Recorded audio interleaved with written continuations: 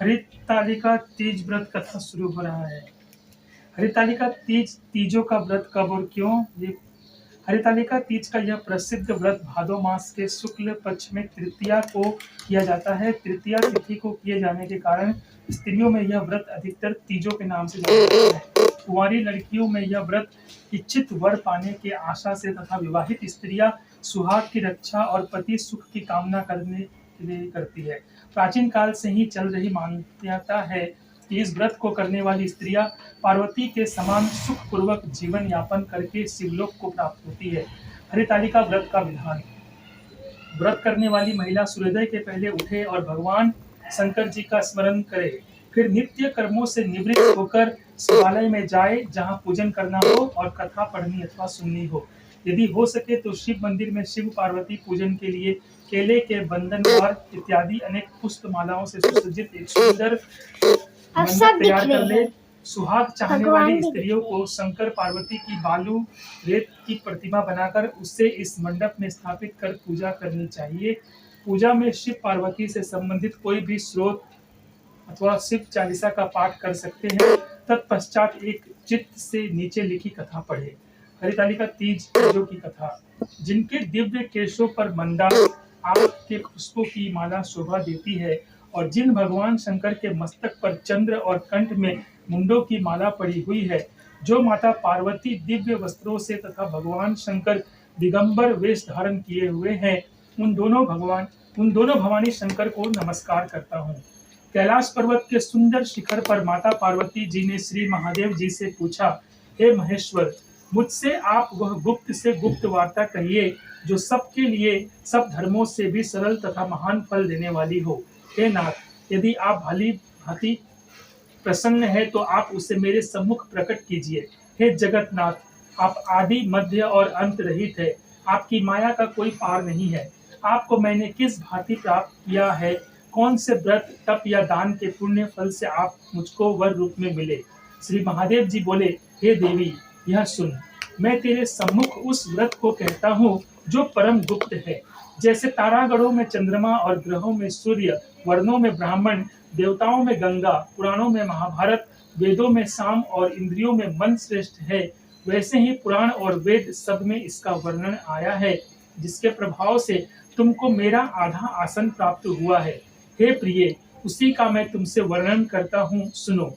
भाद्रपद भादो मास के शुक्ल पक्ष की हस्त नक्षत्र संयुक्त तृतीया तीज के दिन इस व्रत का अनुष्ठान मात्र करने से सब पापों का नाश हो जाता है। तुमने पहले हिमालय पर्वत पर इसी महान व्रत को किया था, जो मैं तुम्हें सुनाता हूँ। पार्वती जी बोली, हे प्रभु, इस व्रत को मैंने किस लिए किया था, यह मुझे सुनने की इच्छा है, सो कृपा करके कहिए। शंकर जी बोले, आर्यव्रत में हिमालय नामक एक महान पर्वत है, जहाँ अनेक प्रकार की भूमि अनेक प्रकार के वृक्षों से सुशोभित है, जो सदैव बर्फ से ढके हुए तथा गंगा की कल कल ध्वनि से शब्दायमान रहता है। हे पार्वती जी, तुमने बाल्यकाल में उसी स्थान पर परम तप किया था और 12 साल तक नीचे को मुख करके धूम्रपान ही किया था। तब फिर 64 वर्ष तक तुमने बेल के सूखे पत्तों का भोजन करके ही तप किया और माघ के महीने में जल में रहकर तथा वैशाख मास में अग्नि में प्रवेश करके तप किया। श्रावण के महीने में बाहर खुले में निवास कर अन्न त्याग कर तप करती रही। तुम्हारे उस कष्ट को देखकर तुम्हारे पिता को बड़ी चिंता हुई। वे चिंतातुर होकर सोचने लगे कि मैं इस कन्या की किससे शादी करूं। इस अवसर पर देव योग से ब्रह्मा जी के पुत्र नारद जी वहां आए। देवऋषि नारद ने शैलपुत्री को देखा। तुम्हारे पिता हिमालय ने देवऋषि को अर्घ्य पाद्य आसन देकर सम्मान सहित बिठाया और कहा, हे मुनीश्वर, आपने यहाँ तक आने का कष्ट कैसे किया? कहिए, क्या आज्ञा है? नारद जी बोले, हे गिरिराज, मैं विष्णु भगवान का भेजा हुआ यहाँ आया हूँ। तुम मेरी बात सुनो। आप अपनी कन्या को उत्तम वर को दान करें। ब्रह्मा, इंद्र, शिव आदि देवताओं में विष्णु भगवान के समान कोई भी उत्तम नहीं है। इसलिए मेरे मत से आप अपनी कन्या का दान भगवान विष्णु को ही दे। हिमालय बोले, यदि भगवान वासुदेव स्वयं ही कन्या को ग्रहण करना चाहते हैं और इस कार्य के लिए ही आपका आगमन हुआ है, तो यह मेरे लिए गौरव की बात है। मैं अवश्य उन्हें ही दूंगा।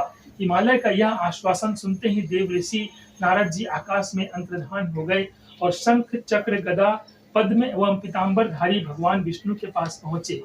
नारद जी ने हाथ जोड़कर भगवान विष्णु से कहा, प्रभु आपका विवाह कार्य निश्चित हो गया है। इधर हिमालय ने पार्वती जी से प्रसन्नता पूर्वक कहा, हे पुत्री, मैंने तुमको गरुड़ ध्वज भगवान विष्णु को अर्पण कर दिया है। पिता के इन वाक्यों को सुनते ही पार्वती जी अपनी सहेली के घर गई और पृथ्वी पर गिरकर अत्यंत दुखित होकर विलाप करने लगी। उनके विलाप करते हुए देखकर सखी बोली, हे देवी, तुम किस कारण से दुख पाती हो, मुझे बताओ, मैं अवश्य ही तुम्हारी इच्छा पूर्ण करूंगी। पार्वती बोली, हे सखी सुन, मेरी जो मन की अभिलाषा है सुनाती हूँ। मैं श्री महादेव जी को वर्ण करना चाहती हूँ। मेरे इस कार्य को पिताजी ने बिगाड़ना चाहा है, इसलिए मैं निस्संदेह इस शरीर का त्याग करूंगी। पार्वती जी के इन वचनों को सुनकर सखी ने कहा, हे देवी, जिस वन को तुम्हारे पिताजी ने न देखा हो, तुम वहां चली जाओ। तब हे देवी पार्वती, तुम अपनी सखी का यह वचन सुन ऐसे ही वन को चली गई।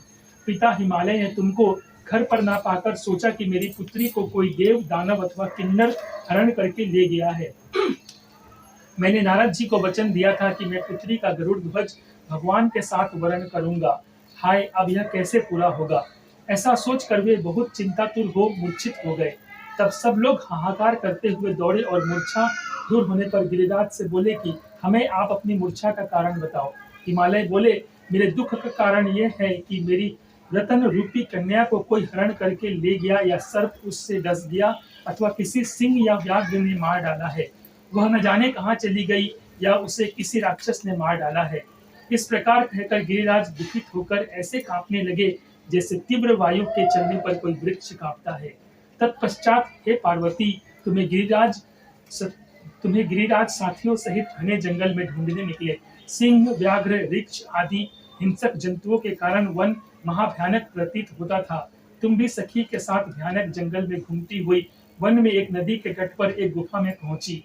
उस गुफा में तुम अपनी सखी के साथ प्रवेश कर गई, जहां तुम अन्न जल का त्याग करके बालू का लिंग बनाकर मेरी आराधना करती रही। उसी समय पर भाद्रपद मास की हस्त नक्षत्र युक्त तृतीया के दिन तुमने मेरा विधि विधान से पूजन किया तथा रात्रि को गीत गायन करते हुए जागरण किया। तुम्हारे उस महाव्रत के प्रभाव से मेरा आसन डोलने लगा। मैं उसी स्थान पर आ गया जहां तुम और तुम्हारी सखी दोनों थी। मैंने आकर तुमसे कहा, हे वरानने, मैं तुमसे प्रसन्न हूँ, तुम मुझसे वरदान मांगो। तब तुमने कहा कि हे देव, यदि आप मुझसे प्रसन्न हैं तो आप महादेव जी ही मेरे पति हो। मैं तथास्तु ऐसा कहकर कैलाश पर्वत को चला गया और तुमने प्रभात होते ही मेरी उस बालू की प्रतिमा को नदी में विसर्जित कर दिया। हे शुभे, तुमने वहां अपनी सखी सहित व्रत का पारायण किया। इतने में तुम्हारे पिता हिमवान भी तुम्हें ढूंढते उसी घने वन में आ पहुंचे। उस समय उन्होंने नदी के तट पर दो कन्याओं को देखा तो ये तुम्हारे पास आ गए और तुम्हें हृदय से लगाकर रोने लगे और बोले, बेटी, तुम इस सिंह, व्याघ्र आदि युक्त घने जंगल में क्यों चली आई? तुमने कहा, हे पिता, मैंने पहले ही अपना शरीर शंकर जी को समर्पित कर दिया था, किंतु आपने इसके विपरीत कार्य किया, इसलिए मैं वन में चली आई। ऐसा सुनकर हिमवान ने तुमसे कहा कि मैं तुम्हारी इच्छा के विरुद्ध यह कार्य नहीं करूंगा। तब वे तुम्हें लेकर घर को आए और तुम्हारा विवाह मेरे साथ कर दिया। हे प्रिय, उसी व्रत के प्रभाव से तुमको मेरा अर्धासन प्राप्त हुआ है। इस व्रत राज को मैंने अभी तक किसी के सम्मुख वर्णन नहीं किया है।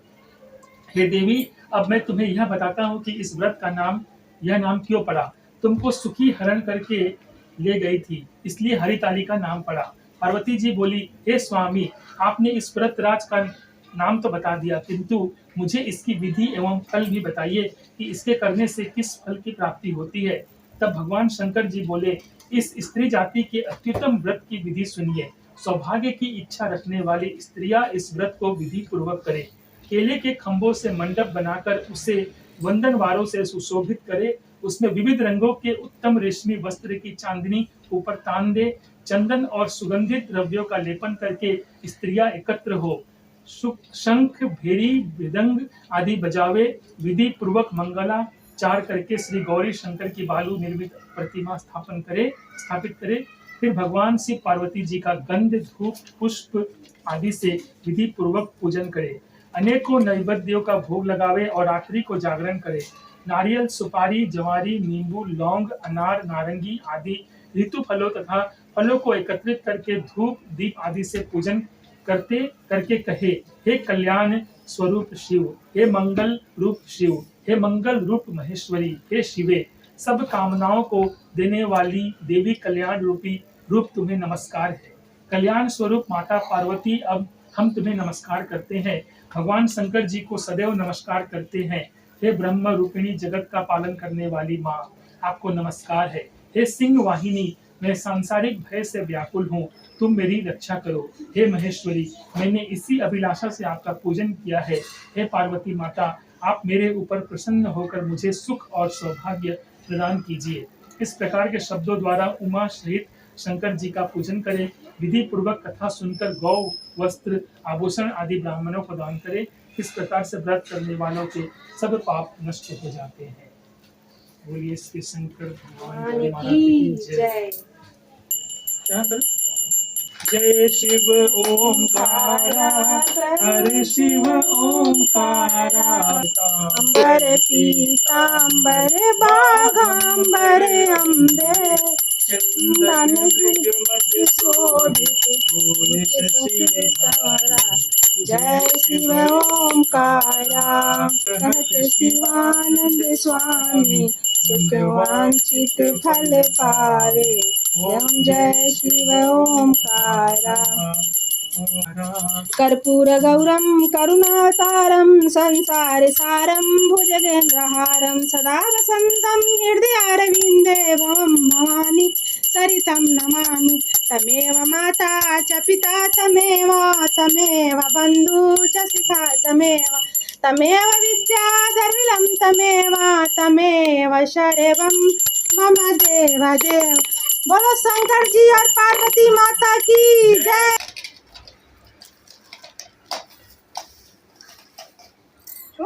बना रहे ना।